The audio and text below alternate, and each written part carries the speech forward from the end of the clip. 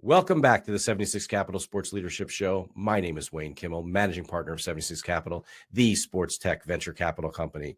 On this show, I interview top sports entrepreneurs, athletes, and executives who are shaping and many times changing the sports business industry. You can subscribe to our show on YouTube, Apple Podcasts, Spotify, and on our 76 Capital website. My guest today is Tom Rogers, who is best known as NBC Cable's first president, the founder of CNBC, and the longest-serving CEO of TiVo, where he pioneered the DVR revolution and initiated distributing streaming services to the TV set. He is now a senior advisor at Versant, which is being run by Mark Lazarus, which will become the publicly traded company that will house MSNBC, CNBC, USA Network, Oxygen, E, the Sci-Fi Channel, and the Golf Channel, as well as other digital assets like Fandango, Rotten Apples, Golf Now, and Sports Engine. Tom is the executive chairman of Claigrid and the editor-at-large of Newsweek. Tom, welcome to the 76 Capital Sports Leadership Show. Thank you for having me, Wayne. Pleasure to be here. Well, I'm really excited to have you on the show. I mean, you've done so many things in the media world, in the sports media world, and I'd love for you to share just a little bit of your background and kind of how things all came to be for you in the media industry. Well, the quick version of that is I became a lawyer, worked for 2 years in a Wall Street law firm, and knew that did not suit me as a career. It suited me in terms of wearing suits, but otherwise I had other ambitions. And I saw that the House of Representatives Telecommunications Subcommittee, which was responsible for overseeing the FCC and the media industry, needed a counsel. Raised my hand, met the chairman of the committee. We hit it off, and I spent 5 years in that role, most notably being the House point person for coming up with the federal regulatory scheme for cable television, which ultimately very much defined the rest of my career. Along the way, I met Jack Welch, who a couple of years later, all the networks were changing hands and GE was buying NBC, and I happened to meet him in the course of his efforts to get regulatory approval. And after it was over, he put me in touch with the head of GE Capital. And I wasn't quite sure why, other than the fact that our committee actually had jurisdiction over the Securities and Exchange Commission as well. Thought it might be related, but no. I sat down with the then CEO of GE Capital, Bob Wright, who told me he was about to become CEO of NBC. And he said, I understand you know everybody in the cable industry from drafting the Cable Act. And how about coming on board? Because we're a broadcast network with a few broadcast stations, and we need to get into cable.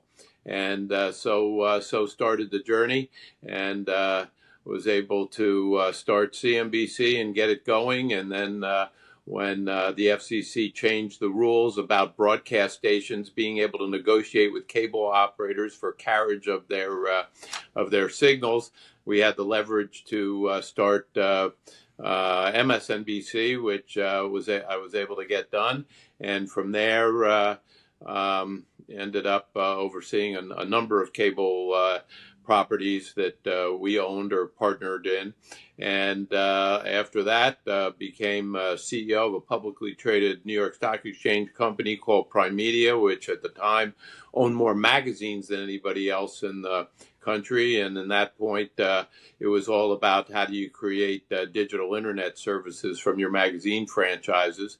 And from there, I went to TiVo. And TiVo, I had been on the board, actually. It was the last thing I did before leaving NBC, putting NBC into an investment. And when I left Prime Media, they asked me to rejoin the board and then to take the reins of the company. And we really changed the whole nature of television viewing behavior, because it was about how do you watch what you want to watch, when you want to watch, untethered from any kind of schedule, but the ability to really have at your command on demand what you wanted to access at any given point as a TV watcher. And while we were best known for the DVR, we actually instituted streaming of Netflix and Amazon to the TV, mostly because our box was the only one that could handle streaming services at the time. And we undertook to get the cable industry to understand that streaming was coming full force, and they better embrace it or they're going to be knocked out by it. And unfortunately, the big guys didn't listen to us. And while we had deals with both Comcast and Charter at various points, they didn't implement the TiVo service, which had the ability to combine linear cable television with streaming services. And we know what happened from there. And since then, I've been involved in video gaming and now very much AI, the company Claigrid that I'm executive chairman of, making major strides in terms of where media and AI go together. Yeah, I mean, Tom, it's amazing. You know, you've been through so many different, almost like different eras of media, and you mentioned sort of now looking at where media stands, the company you're involved with, and how AI is being involved. Is involved. Talk about where you think things are going to go. Well, the thing about AI is we're in such an early state of development of how AI is going to impact any industry. Where it's all going to go is very much difficult to know. I would say that I'm already seeing the ability for massive disruptive impact that we've never seen before. My company, for instance, wanted to cut some 30 and 60-second ads for what it does as an AI company.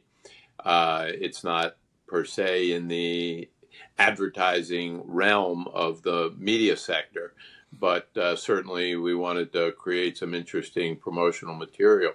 So one of the guys from the company, obviously very skilled in creating AI content and understanding the various large language models and video diffusion models and how to get the best out of them, created a few 60s and a few 30s that I thought were really top notch. I showed them to a friend of mine in the advertising business, and I kind of prefaced it by saying, geez, we're a young company. We probably overspent what we should have in terms of an advertising campaign. We went to a top agency. They gave us the full treatment in terms of evaluating the brand and creating storyboards and hiring a top-notch production company. And here, take a look. Tell me what you think. And he looked at it and said, wow, I don't know. They probably gave you some discount because you're a young company and didn't charge you top tier prices, but I don't know, $1 million to $1.2 million. The real answer is it took about $45 and an hour and 20 minutes. And that is just astonishing, absolutely astonishing. And that's where we are today. So ultimately, are TV shows and full-length movies and video games going to be hugely disrupted in terms of cost, and probably creative capability as well is going to be much more widely dispersed than the hands of studios and major companies that provide that kind of content today. So the disruptive impact is going to be enormous, and we're just beginning to see it. Where do you think this sort of disruptive type of these types of things, how does this going to affect live sports? Well, that's a great question, because what we've seen so far, as you well know, is that live sports, at least in terms of major professional and college sports, has been a huge beneficiary of the streaming era. Not only because the streaming services have all decided that they need sports programming to drive their distribution, and as they've gotten more dependent on advertising revenue to drive advertising sales, but it's what's basically left in terms of broad audience appeal of the linear cable and broadcast worlds. And so you have bidding interest from both the linear world and the digital world, and those companies that straddle both worlds feel particularly compelled to be aggressive bidders in there.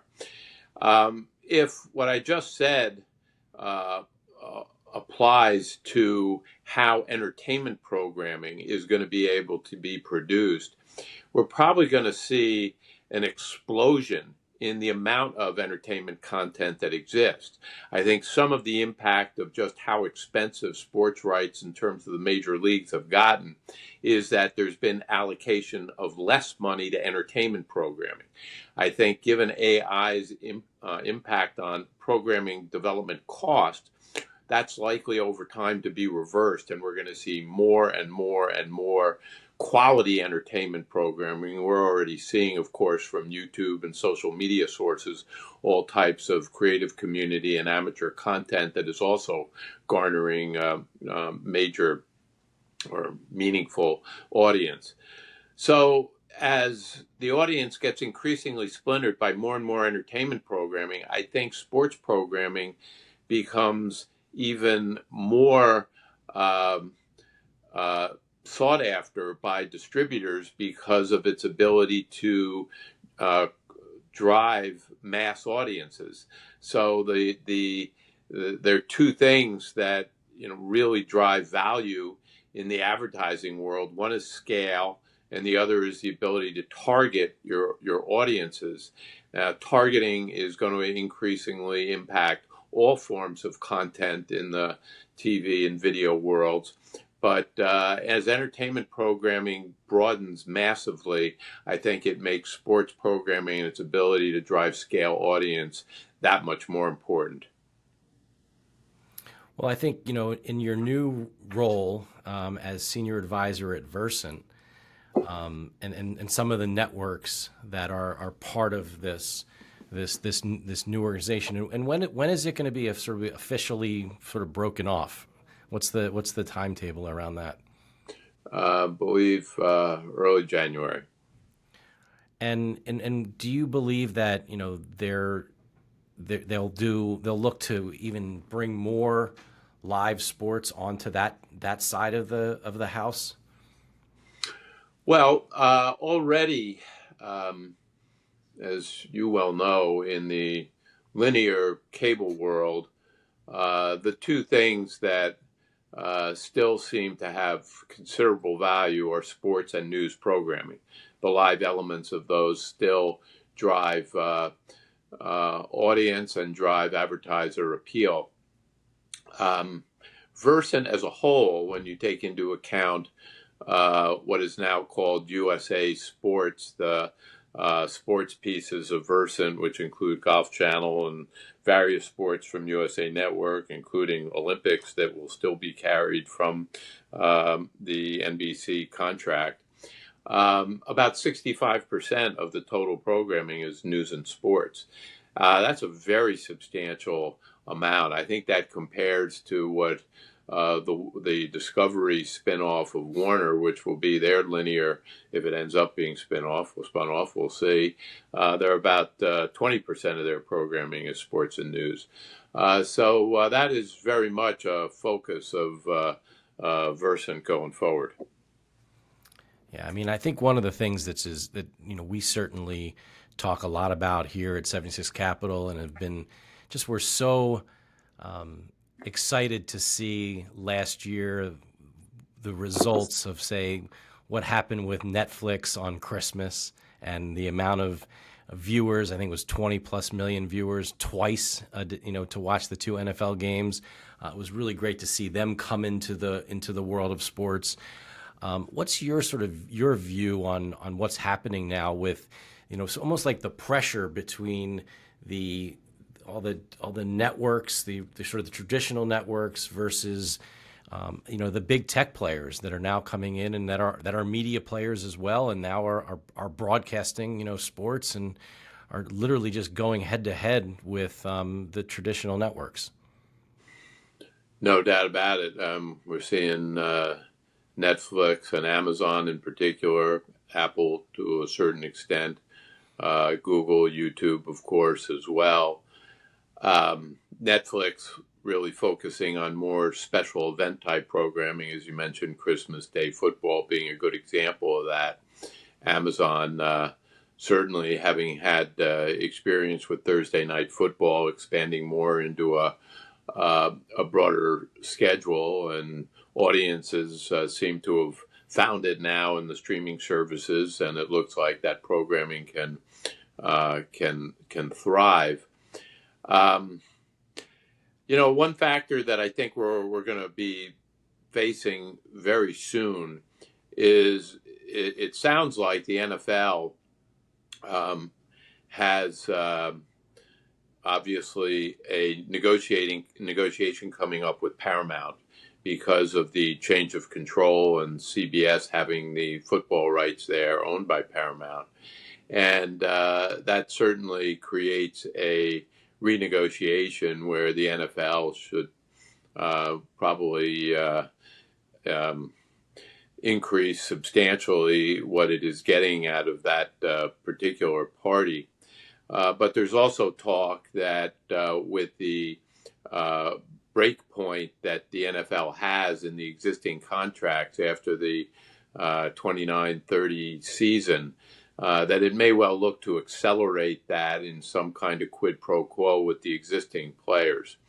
Looking at the NBA contract and how well the NBA did in their media negotiations, and the NFL thinking that given how much more audience they draw, they left a lot of money on the table. I think the consequences of that for the entire media ecosystem is that much more money being coming out of programming budgets for both tech and non-tech players alike, that will leave less money on the table for other potential sports rights, particularly lesser sports, not to mention, as I said before, entertainment programming. So there's not an infinite amount of money that any of these companies have for purposes of program investment. NFL is certainly considered unique to the extent it is drawing more money out of the ecosystem. That's clearly going to have impact on other forms of programming.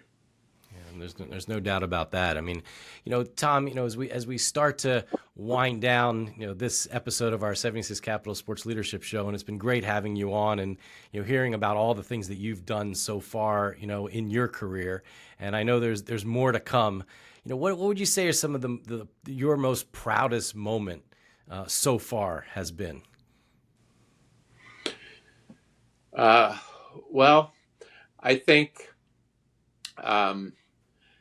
revolutionizing business coverage in the United States.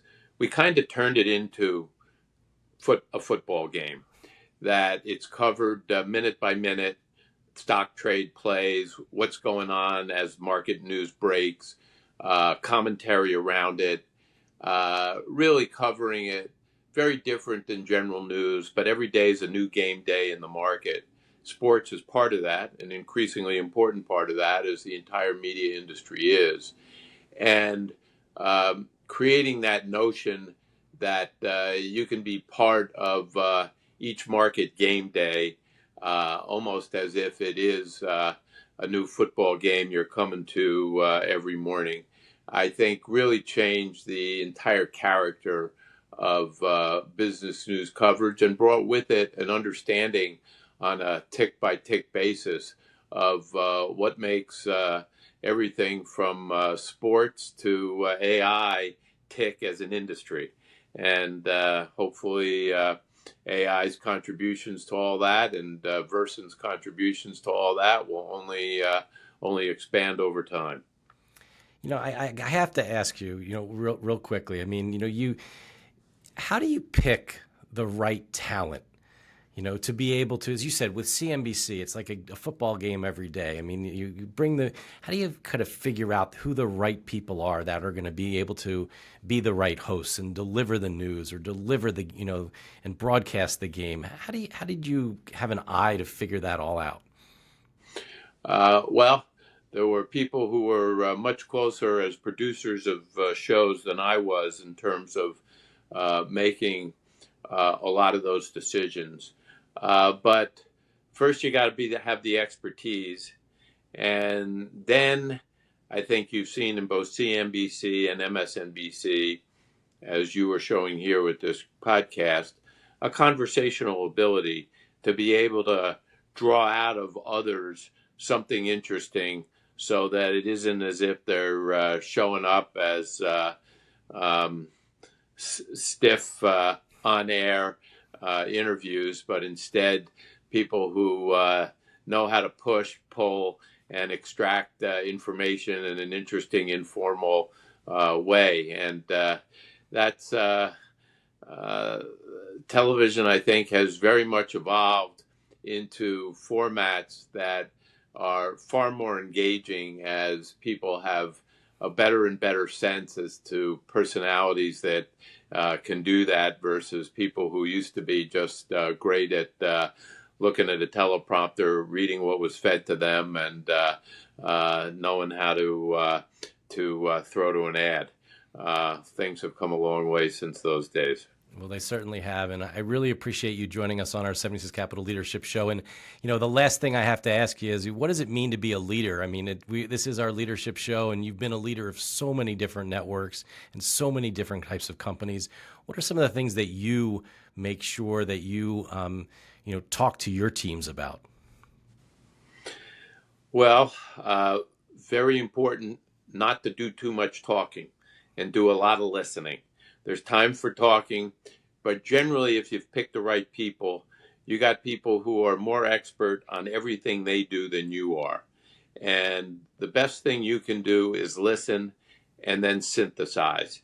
I find that the attribute from law school that I most carry forward is you always had to take a semester's worth of cases and synthesize that into something that gave you a fuller perspective on what law in a given area was.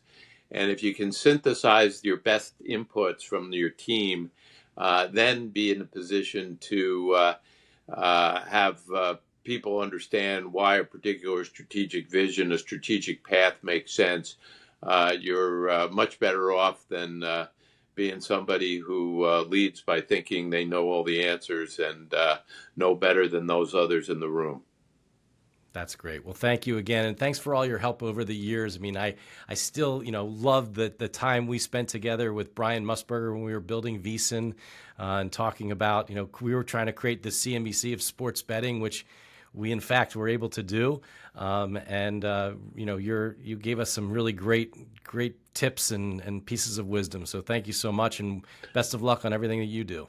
Well, congrats for 76 Capital and all it does. And I have to say, Philadelphia is turned out to be a more winning sports city than New York. So congrats to all, and maybe your namesake 76ers will have a better year. They're the lagging franchise of the Philadelphia Crew. Well, I certainly hope so. Thanks again. Thank you, Wayne. On behalf of the entire 76 Capital team, thank you for joining us for this edition of our Sports Leadership Show. Please remember to subscribe to our show on your favorite podcast network or on the 76 Capital website. You can also explore the hundreds of episodes we've produced over the past several years on those same networks. And as always, go out there and make it happen.